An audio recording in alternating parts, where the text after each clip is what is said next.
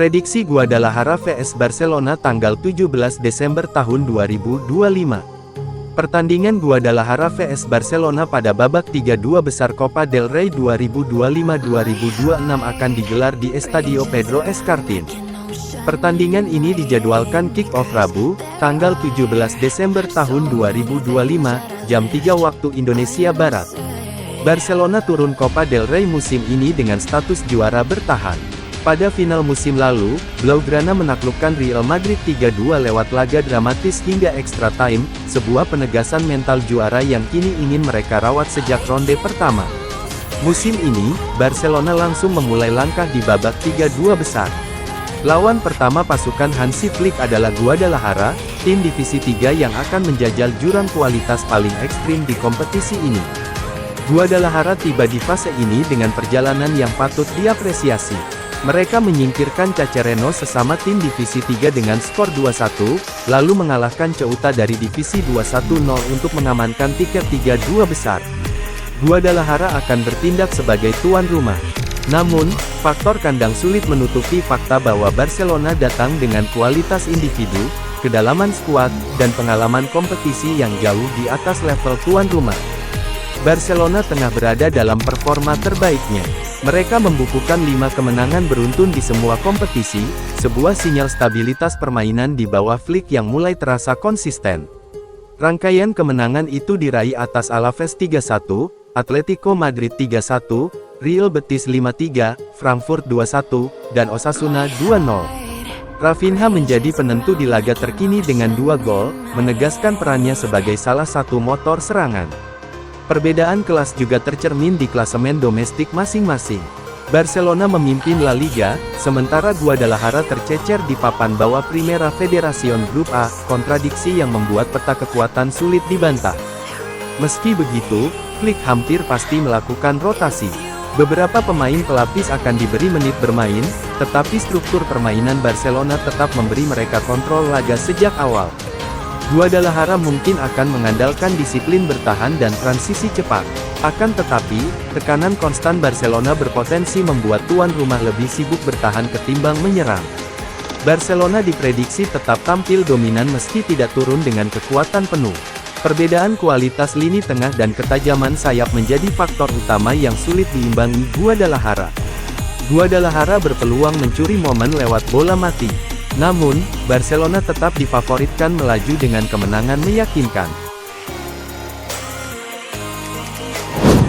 Menaklukkan Eropa dengan seragam Barcelona, ambisi Rafinha yang belum padam.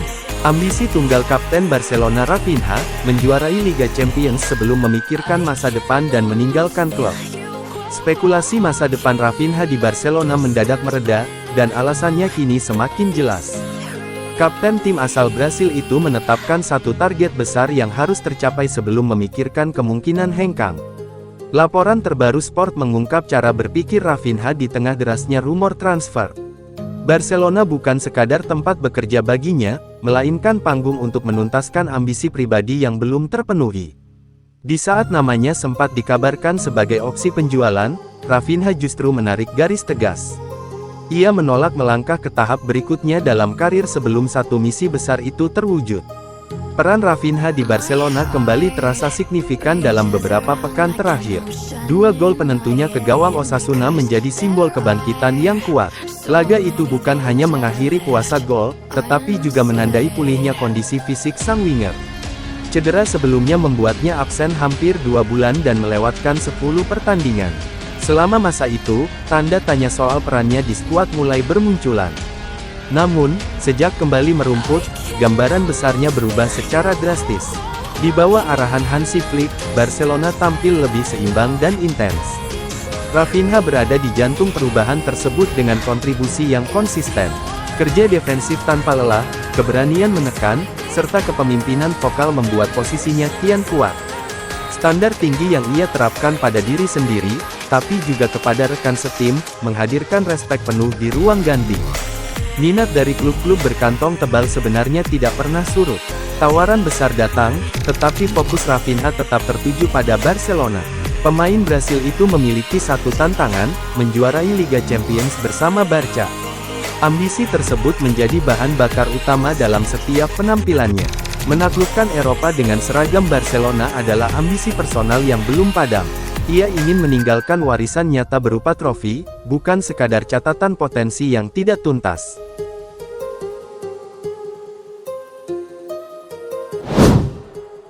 Pangeran Arab Saudi mau beli Barcelona, siap guyur ratusan triliun. Pangeran Arab Saudi Mohammed bin Salman diyakini serius mau membeli Barcelona. Rumor itu sudah berhembus sejak tahun 2023.